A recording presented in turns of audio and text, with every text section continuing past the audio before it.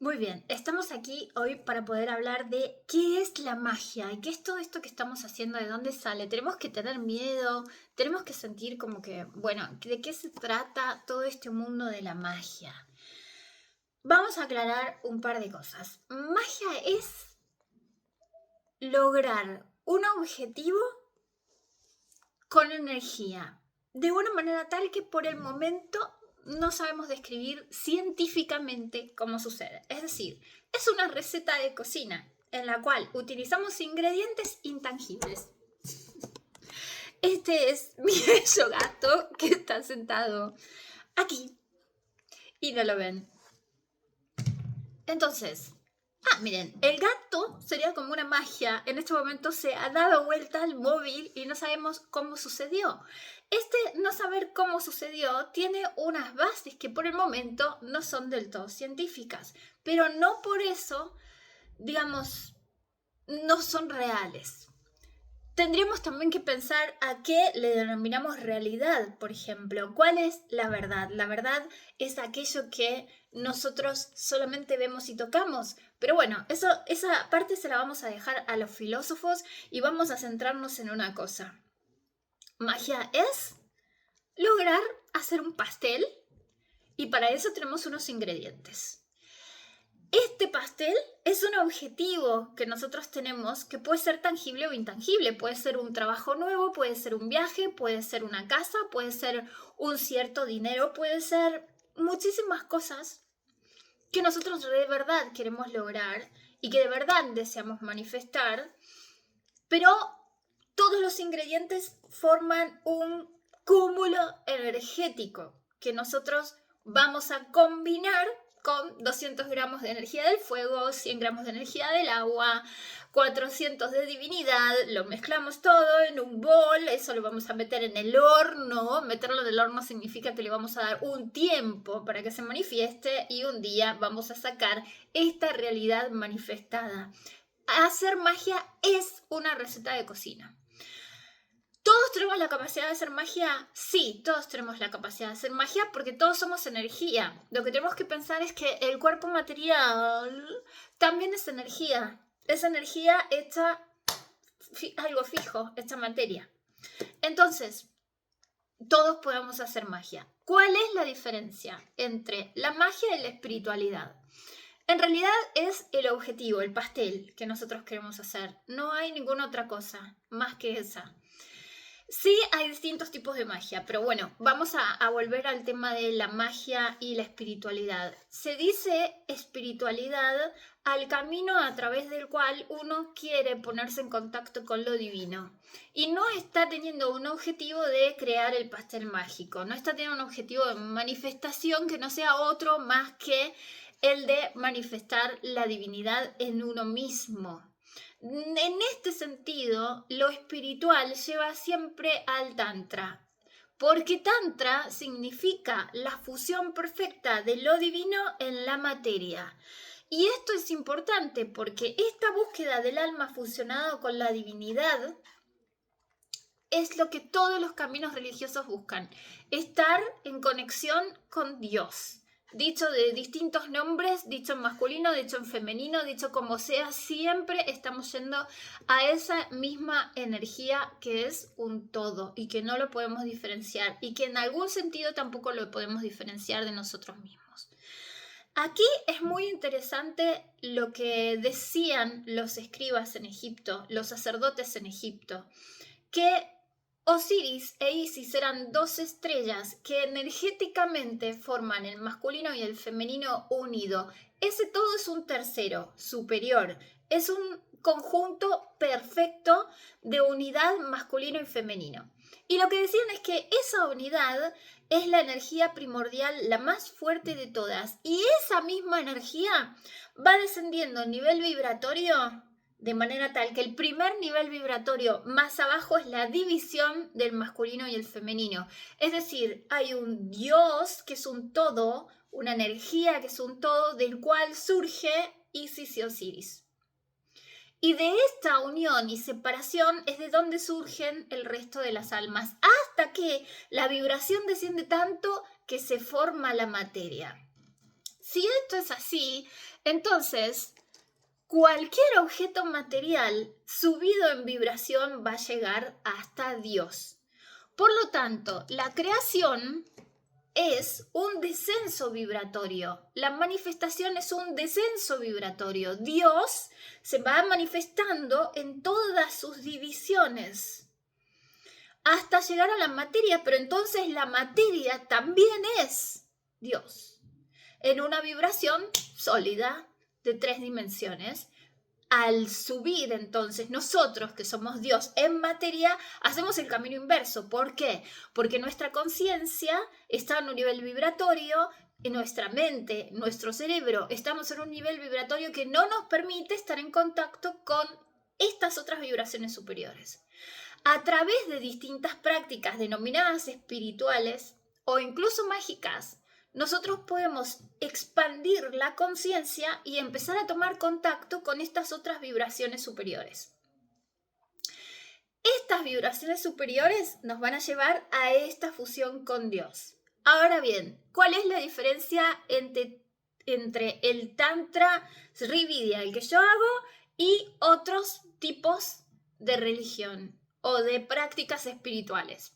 La diferencia es que en el Tantra Sri Vidya, el que yo hago, lo que busco es que mi cuerpo esté fusionado con lo divino. No voy a esperar que mi conciencia se alce y tome contacto solamente desde arriba para desarrollar mi parte álmica y por lo tanto trascender e irme, sino que yo quiero ser Dios o diosa, ¿sí? Esa es la diferencia. Buscamos que la vida sea una expresión divina y no que solo el alma sea objeto de fusión con la divinidad. No buscamos la liberación como un objetivo en sí, sino que buscamos la liberación en el cuerpo físico.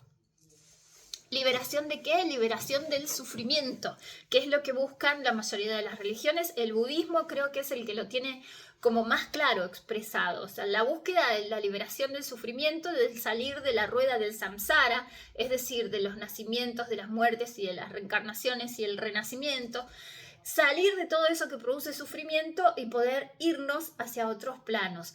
Lo que dice Tantra Sri Vidya es que hasta el mismo deseo de querer liberarse y salir del plano es un deseo que nos mantiene unidos a la ilusión del sufrimiento. Y lo que buscamos es que al expandir nuestra conciencia nosotros seamos cada vez más Dios. Yo te hago una pregunta, para unir la espiritualidad y la magia, te hago una pregunta. Si a Dios le decís, ahora por favor créame un árbol y una manzana, Dios te va a decir, ay, pará, que no sé cómo se hace.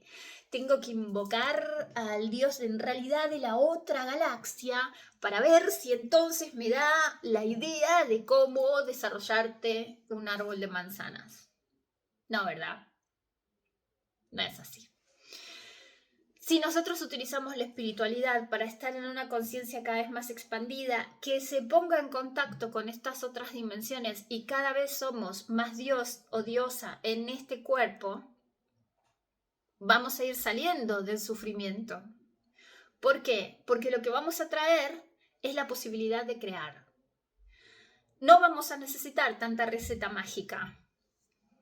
¿Por qué? Porque la receta es en sí ser Dios y ser diosa. Porque si yo soy, entonces todo lo que esté a mi favor y lo que sea bueno para mí se va a manifestar. Va a aparecer en mi vida cotidiana.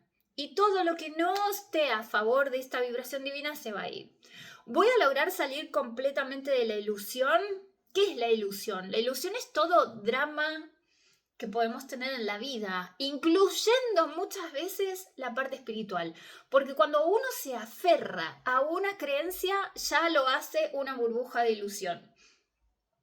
Si yo creo, de creencia me refiero, que los gatos son los seres que son realmente superiores en el planeta Tierra, y me lo creo y lo voy llevando todos los días, yo me estoy armando una burbuja energética que tiene que ver con esa creencia.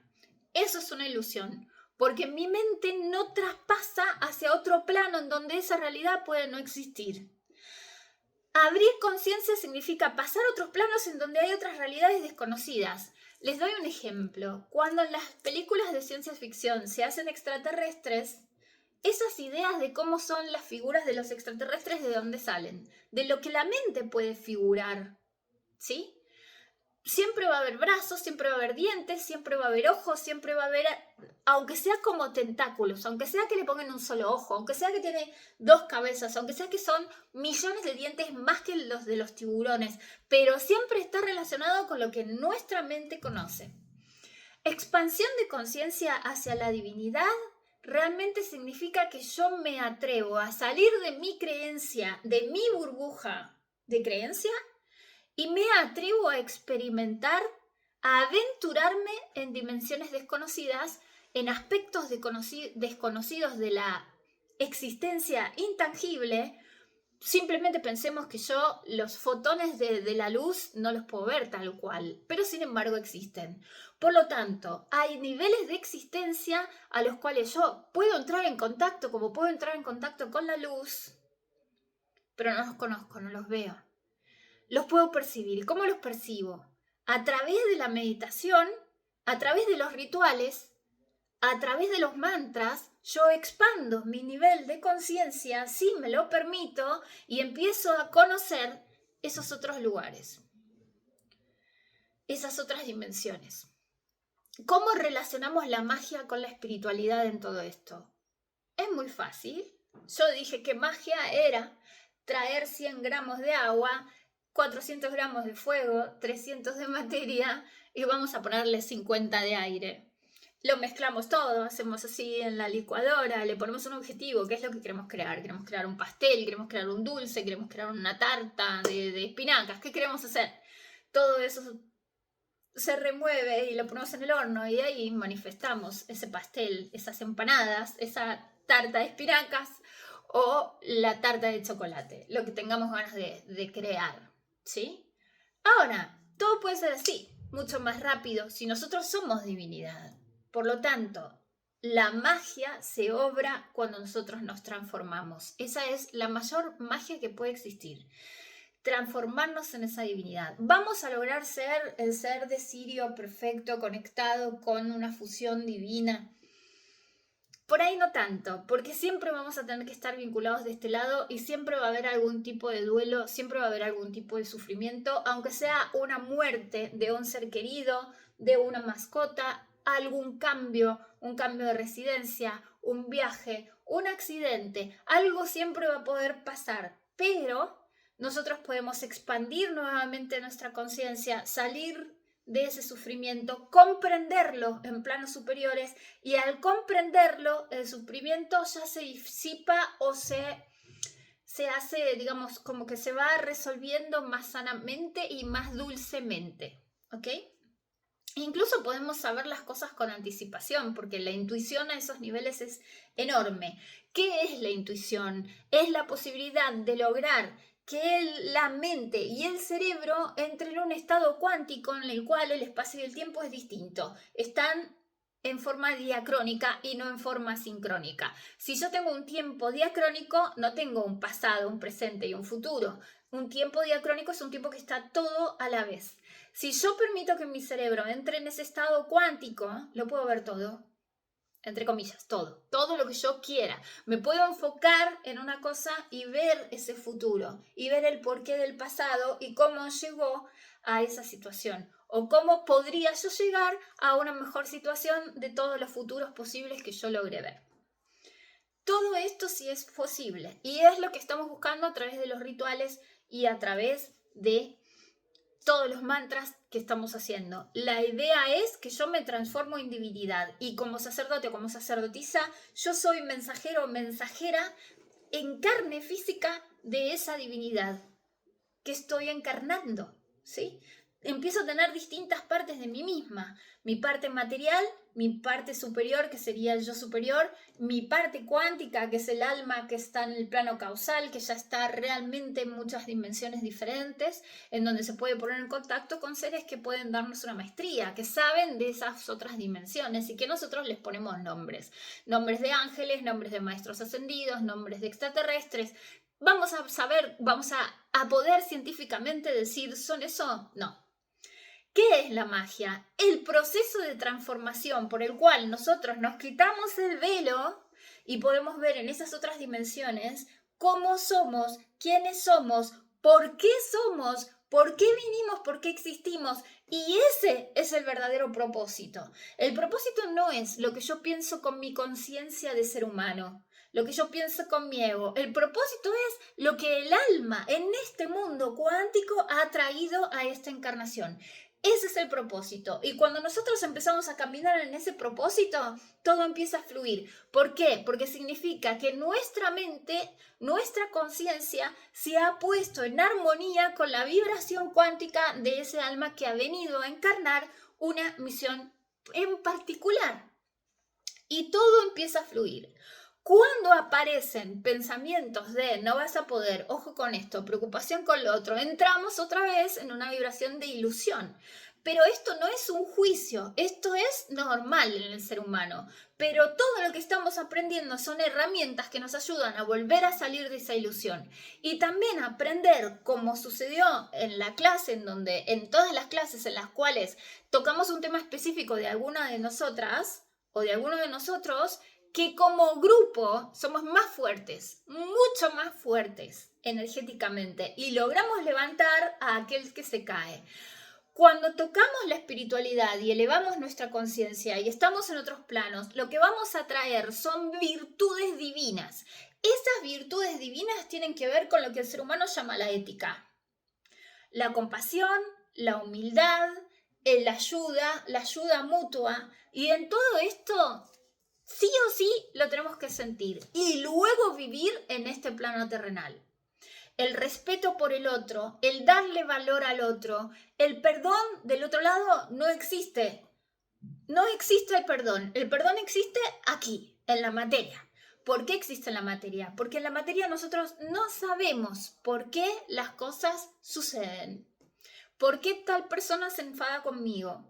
¿Por qué tal persona me deja de un día para el otro? ¿Por qué mi novio se va con otra? No lo sabemos. Y lo que hacemos aquí es armarnos un lío mental, generar estas emociones de estrés, de angustia, de frustración, de rabia, de ira. Pero del otro lado hay respuesta de por qué eso sucedió.